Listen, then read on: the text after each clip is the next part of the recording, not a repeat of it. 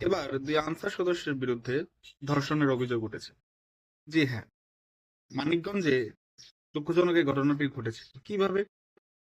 যে যতটুকু আপনার বাংলাদেশি গণমাধ্যম থেকে জানা যাচ্ছে যে স্বামী স্ত্রী তারা অটোরিকশায় করে কোথাও যাচ্ছিল রাতে। তো এক বাস স্ট্যান্ডে এসে তাদের অটোরিকশার চার্জ শেষ হয়ে যায়।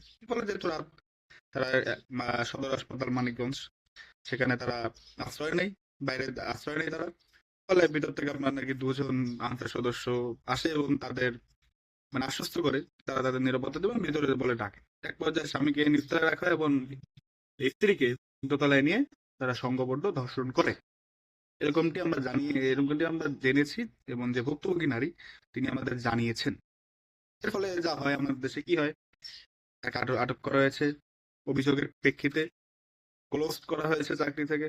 বিচার হবে আইন অনুগভাবে। এবার আইনানুগ বিচার বাংলাদেশের রেপের ক্ষেত্রে কি আমরা দেখেছি খুব একটা? I can recall. আমার কিন্তু রিকল হয় না মেমোরি। অবশ্য বলতে পারেন যে তোমার মেমোরি ভালো না।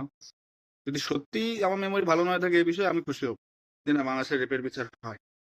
আমি যতটুকু স্ট্রংলি আমার মাথায় আসে যে বাংলাদেশে খুব একটা রেপের বিচার আমরা দেখি না। কেন দেখি না? মূল কারণ হচ্ছে কি, বাংলাদেশে এই একটা জিনিস সবাইকে এক করেছে। কিভাবে? ভিন্ন ভিন্ন পেশা, ভিন্ন ভিন্ন সামাজিক অবস্থান থেকে শুরু করে ইভেন আপনার একদম গ্রামের প্রান্তিক মানুষ থেকে একদম দেশের শিল্পপতি এলিট পার্সন পর্যন্ত প্রতিটা সেক্টরেই কিছু মুষ্টিমেয় অল্প সংখ্যক লোক রয়েছে যারা মেয়েদের বা মহিলাদের ভোগ্য পণ্য হিসেবে দেখে। আই এম সরি যে আমি এই শব্দটি ইউজ করতেছি, আপনারা কেউ মাইন্ড করবেন। আবার এছাড়া আমি আর কি ইউজ করবো?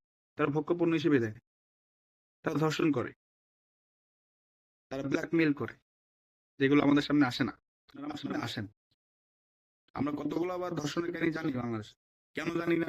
কারণ তাদের ভয়ভীতি দেখানো হয়। তারা যারা ধর্ষণ করে ম্যাক্সিমাম তারা হচ্ছে প্রভাবশালী, আর না হলে সমাজের গুন্ডা পান্ডা এরা। ধর্ষণ করার পর এরা আবার ওই মহিলাকে ব্ল্যাকমেল করে, এখন তো আবার ভিডিও করে রাখে বলে ভিডিও নেটে ছড়িয়ে দেবে, এই ভয়তে তারা বারবার ধর্ষণ করে। এছাড়াও আপনার আমাদের সমাজ ব্যবস্থা তো সেই, যে মহিলা সত্যিকারে ধর্ষণ হয় তাকেই দোষ দিতে, তারই দোষ, আর পুরুষ মানুষের কোনো দোষ নেই। শুনুন, ধর্ষণের 90% হলেও ধর্ষণের কিন্তু সব সত্যই। 10% আমি ভাবলাম যে অনেক মহিলারা রয়েছে যারা তাদের স্বার্থ হাসিলের জন্য মিথ্যা অভিযোগ করে থাকতে পারে। তো অস্বীকার করতেছি না, বাট আমাদের সমাজে তো ধর্ষণ হচ্ছে। এই গৃহবধূ দোষটা কি বলুন? তিনি যে ধর্ষণের শিকার হলো, তার মেন্টালি অবস্থাটা একবার ভাবেন। আমরা ভাবি না, ভাবি তিনি হয়েছে না, আমার কি, আমার তো কিছু না। তবে তার স্বামীকে সেলুট, তিনি তার স্ত্রীর পাশে থেকেছেন। সত্যি সেলুট আপনাকে, এমনি রাষ্ট্র আপনার কাছে সরি সরি চাবে। আপনার